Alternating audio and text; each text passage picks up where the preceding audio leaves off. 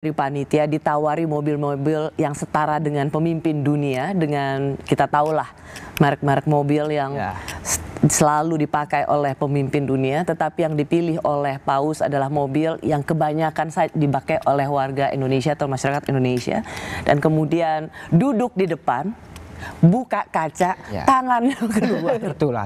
Coba kita lihat ya.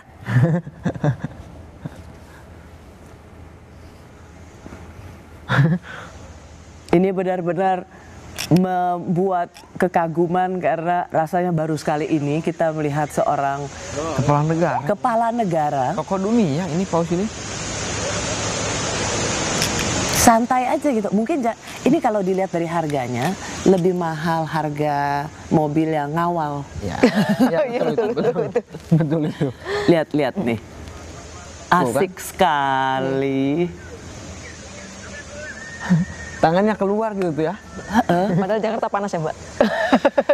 Saya juga melihat tadi ketika bertemu dengan Presiden Jokowi, karena begitu banyak anak-anak yang menyambut, jadi mobil yang bisa dari jauh melambaikan anak-anak, minta pelan dan sedikit menepi supaya Paus bisa menyapa anak-anak yang wah begitu girang menyambut Paus. Bagi kalian yang berada di Vatikan, bukan pernah ya, bahkan lebih dari satu kali beraudiensi dengan Paus, melihat Paus dari dekat, melihat Paus seperti ini yang mendecak kagum.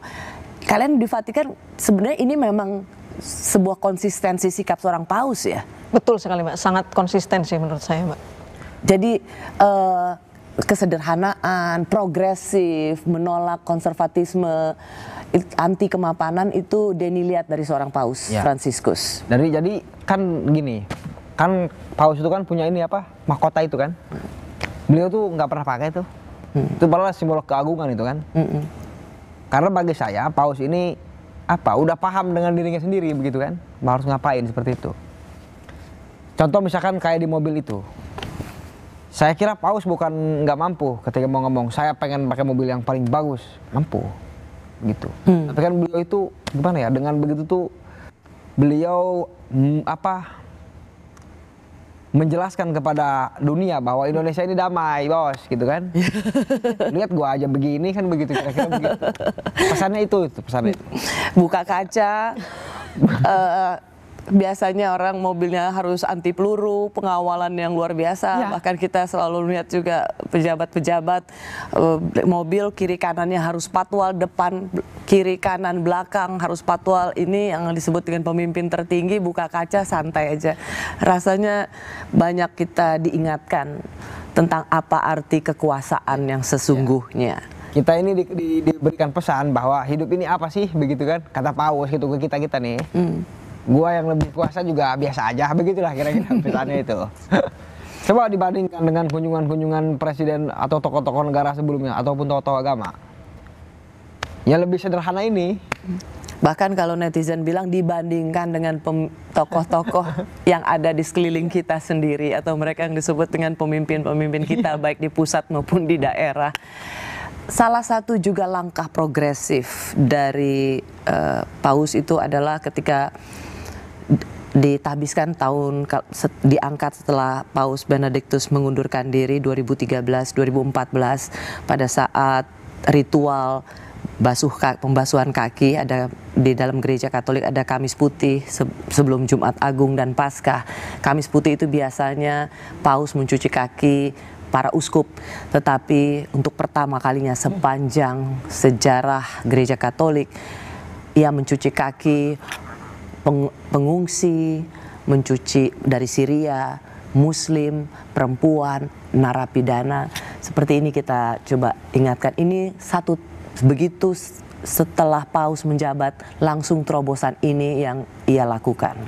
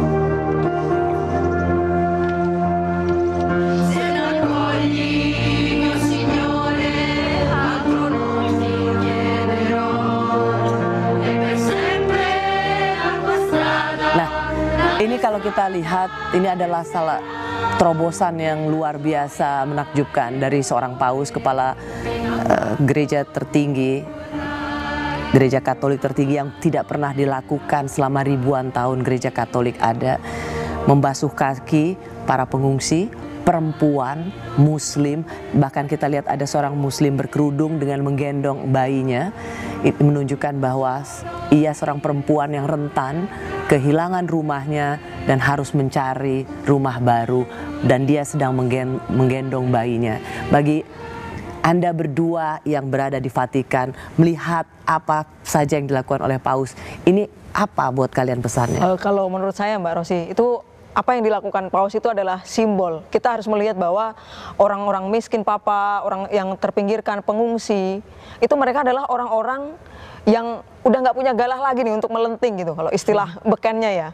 Jadi apa galah mereka? Galah mereka itu ya harapan gitu. Mereka perlu dorongan secara emosional, selain soal materi seperti itu. Makanya Paus itu sangat dekat ya dengan mereka. Seperti kemarin begitu datang itu kan bukan bertemu dengan pejabat yang beliau lakukan, dengan anak panti asuhan, terus sangat sumringah sekali Paus itu ketika ada anak kecil yang memeluk gitu ya. Itu jadi menunjukkan ya kita tuh harus menyadari bahwa ya mereka tuh nggak punya galah gitu loh, mereka nggak seberuntung kita gitu. Jangankan untuk melenting gitu, untuk berharap saja barangkali mereka itu sulit. Makanya Paus itu hadir memberikan harapan lah, harapan itu masih ada seperti itu. Denny?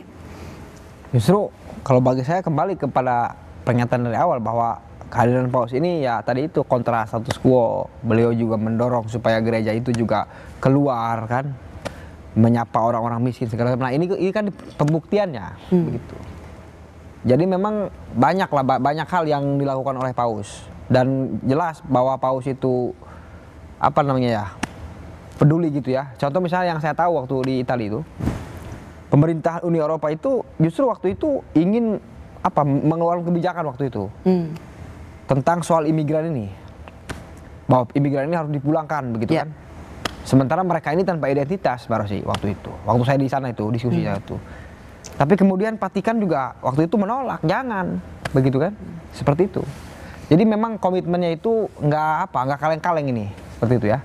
Kalau bahasa senior mah ini tuh Paus ini begini tuh bukan bukan kaleng-kaleng gitu, serius ini orang ini. Ya, ada dalam ritual agama yang menunjukkan simbol, tapi kemudian simbol itu tidak hanya terbatas di simbol semata, tetapi ada tindakan konkret, seruan damai dan upaya-upaya yang dilakukan berupa membuka dialog. Saya senang sekali dengan apa yang menjadi pidato Paus di istana hari Rabu bersama Pak Jokowi, yang menggunakan dalam bahasa Latin, semoga saya cukup ingat, Opus Justice Pax kalau nggak salah, tetapi artinya kira-kira keadilan, perdamaian adalah mahakarya keadilan. Itu keren sekali. Kedamaian adalah mahakarya keadilan. Jadi tidak mungkin ada perdamaian kalau tidak ada keadilan. Dan social justice itu selalu menjadi tema pokok dari pembicaraan Paus.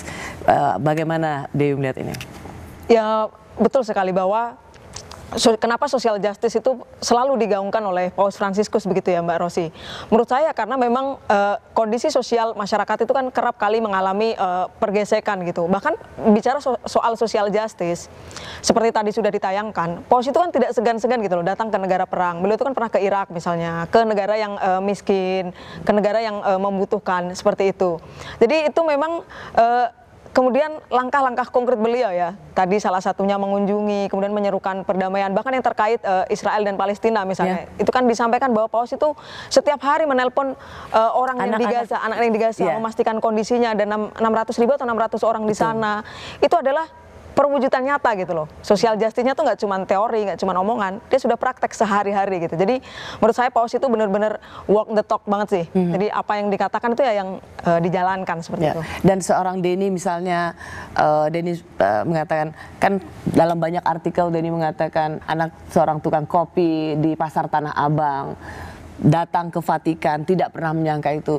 Tapi justru orang-orang seperti Denny lah Paus Fransiskus berpaling atau melihat orang-orang seperti Denny inilah Jadi merasa relate nggak Denny? Saya kira benar itu, bahwa apa namanya, paus itu berpihak kepada orang-orang kecil itu benar, itu benar. Itu betul sekali Mbak Rosi. Dan betul tadi itu saya ingin meneruskan apa yang disampaikan oleh Mbak Dewi, bahwa kunjungan paus ke negara-negara itu, ya betul. Paus itu waktu di Ukraina, waktu perang Rusia Ukraina itu, paus itu dulu waktu itu apa ya, datang itu ke Ukraina misalnya gitu ya. Beliau juga menelepon Putin misalnya gitu ya, menyerukan perdamaian seperti itu. Kemudian beliau juga menyerukan soal perdamaian melalui jalan dialog, itu dilakukan. Betul, ya. Misalkan di Abu Dhabi waktu itu. Itu sejarah yang sangat luar biasa ketika Paus bersama Imam Besar Al-Azhar menandatangani dokumen Abu Dhabi sebagai persaudaraan untuk perdamaian dunia. Itu adalah tonggak sejarah. Di sini menunjukkan bahwa perdamaian itu juga bisa terjadi karena dialog. Belajar agama betul. orang lain untuk mencari persamaan, untuk bisa berdialog. Karena tanpa berdialog kita hanya akan mencari perbedaannya. Itukah yang ingin juga Dewi lakukan dengan sudah belajar di Vatikan? Betul sekali Mbak Rosi, salah satunya itu. Dan tadi menyambung dokumen Abu Dhabi gitu ya. Dokumen Abu Dhabi itu di halaman awal itu ditegaskan loh, bahwa kita tidak boleh membunuh orang yang tidak berdosa gitu. Kita intinya kita harus menjagalah sesama ciptaan, itu harus saling kita jaga. Dan menurut saya itu pesan yang sangat tajam ya. Artinya itu kan tidak sebatas tidak boleh membunuh dar-der, bukan gitu. Tapi kita harus saling menjaga kehidupan inilah. Jangan sampai orang itu ibarat kata mati sia-sia atau mati terbunuh seperti itu. Justru kalau bagi saya, Sorry Den, merasa terkejut juga nggak? Wah, waktu itu 2019 tonggak sejarah adanya perjanjian. Kalau itu bahasa Italinya apa waktu itu ya? Fratelli Tutti. Fratelli Tutti gitu, luar biasa. Itu merasa ini sebagai suatu sebuah langkah sejarah yang luar biasa. Justru begini Mbak, itu kan komitmen Paus ya. Paus itu punya komitmen yang jelas soal itu. Kan Fratelli Tutti itu kan juga terusan daripada dokumen Abu Dhabi kan. Tapi yang pasti waktu itu saya pernah hadir dalam acara pertemuan kaum muda dunia itu. Dalam rangka membahas Fratelli Tutti itu. Wow, oke. Jadi dalam agenda itu memang semua difabel, kemudian apa namanya, kaum papa, rakyat jelata segala macam lah gitu ya, di lintas negara itu hadir di sana, di depan Basilika Santo Petrus. Cuma waktu itu sayangnya Paus itu tidak hadir, dan itu diwakili oleh Monsignor Parolin waktu itu, seperti itu. Tapi Paus memberikan sambutan